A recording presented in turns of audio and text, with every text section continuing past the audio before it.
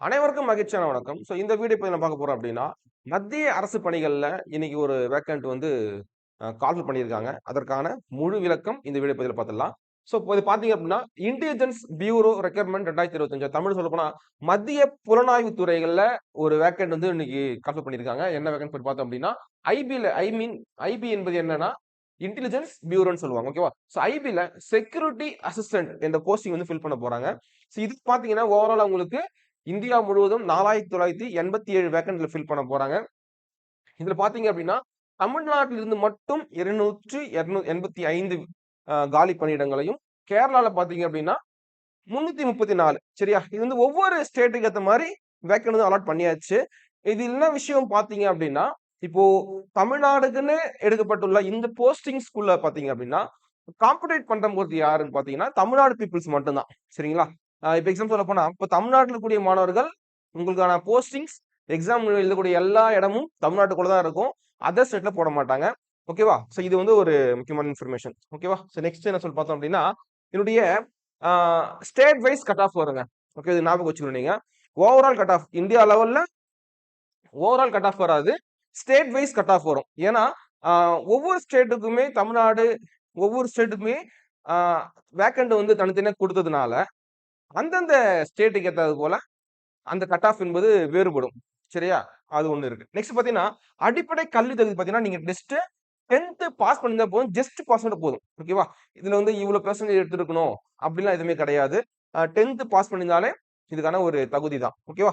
அடுத்து பார்த்தீங்க அப்படின்னா, இந்த எக்ஸாம்ல உங்களுக்கு மொத்தம் 3 டயர் வரும். ஓகேவா? இதுல பார்த்தீங்க அப்படின்னா, இதுல வந்து உங்களுக்கு மெடிக்கல் கிடையாது, பிசிக்கலும் கிடையாது. ஓகேவா? மெடிக்கலும் கிடையாது, பிசிக்கலும் கிடையாது. அந்த 3 டயர் எக்ஸாமினேஷன் நீங்க கிராஸ் பண்ணிட்டீங்க அப்படின்னா, டைரக்ட்டா உங்களுக்கு போஸ்டிங் போட்டுருவாங்க. ஓகேவா? சிலபஸ் பார்த்தீங்கன்னா, ஆஸ் பெர் நம்ம எஸ்எஸ்சி படிச்சுட்டு இருப்பீங்க. ஸோ என்டிபிசி நெறைய எக்ஸாம்ஸ்க்கு அந்த எஸ்எஸ்சியினுடைய பேட்டர்ன் தான் இதுலயும் ஃபாலோ பண்றாங்க. இதனுடைய முழு விளக்கம் பார்க்கலாம். ஓகேவா?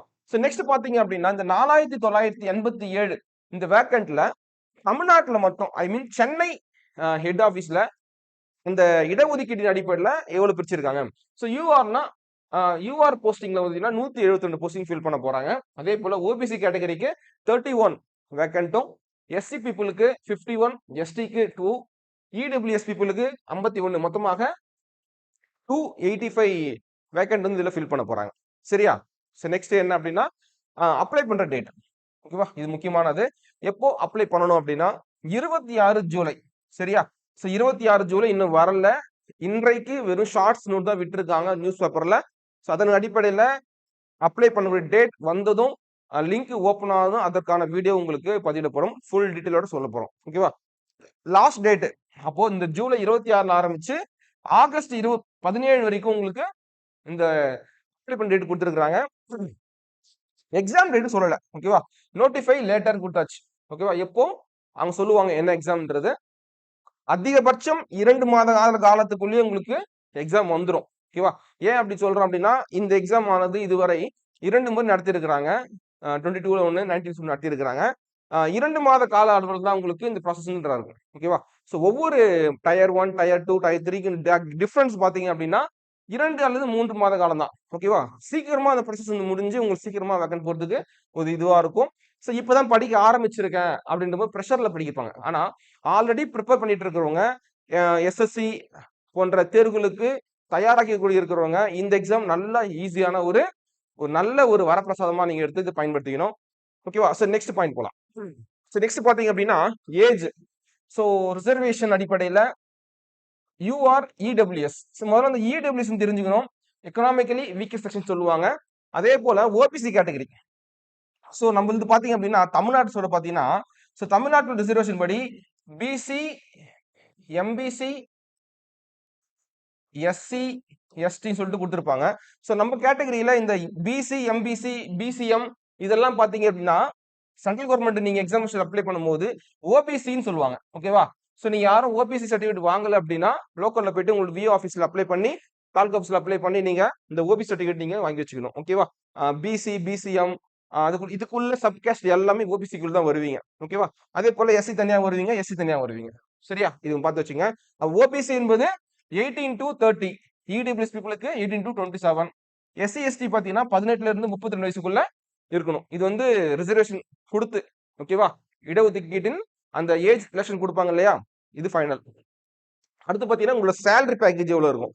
ஸோ சேலரி பேக்கேஜ் பாத்தீங்க அப்படின்னா உங்களுக்கு 30K 30,000 வரை உங்களுக்கு சம்பளம் கிடைக்கிறது வாய்ப்பு இருக்கு. அது மட்டும் இல்லாம அலவன்ஸ் பாத்தீங்க அப்படின்னா உங்களுக்கு 20% கொடுப்பாங்க அலவன்ஸ். ஓகே, உங்களோட சேலரியில 20%.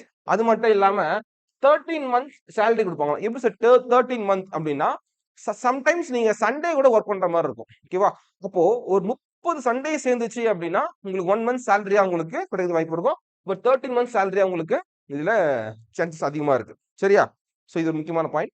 நெக்ஸ்ட் பாத்தீங்க அப்படின்னா ஃபீஸ், இந்த எக்ஸாமுக்கான ஃபீஸ் எவ்வளவு. ஓகேவா, யூஆர் ஓபிசி இடபிள்யூஎஸ் பீப்புளுக்கு 650, எஸ்சி எஸ்டி ஃபீமேல்ல வந்து எந்த கேட்டகரி சரி, ஓகேவா, எந்த கம்யூனிட்டி இருந்தாலும் சரி அவங்களுக்கு 550 ஒன்லி. ஓகேவா, நெக்ஸ்ட் அடுத்து பாத்தீங்க அப்படின்னா செலக்ஷன் ப்ராசஸ் எப்படி இருக்கும். செலக்ஷன் ப்ராசஸ் பாத்தீங்க அப்படின்னா டயர் 1, டயர் 2, டயர் 3.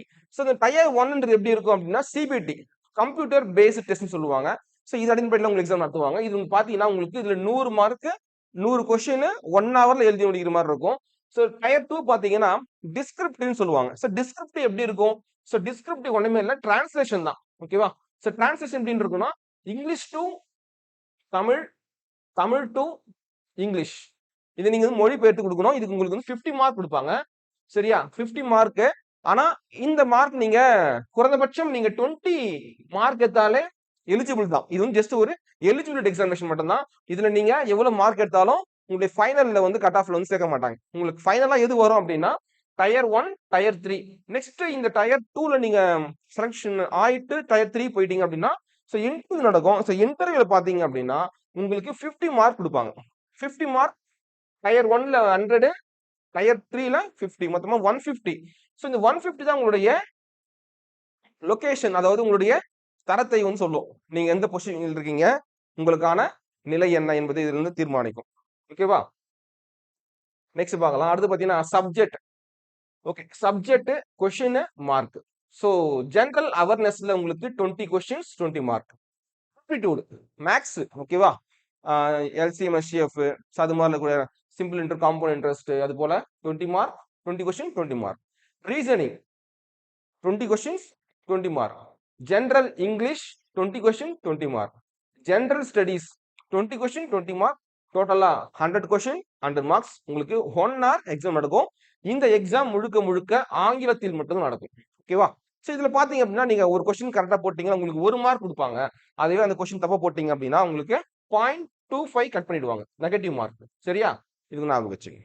நெக்ஸ்ட் உங்களுடைய கட் ஆஃப் மற்றும் தேர்வு எழுதும் மையங்கள்.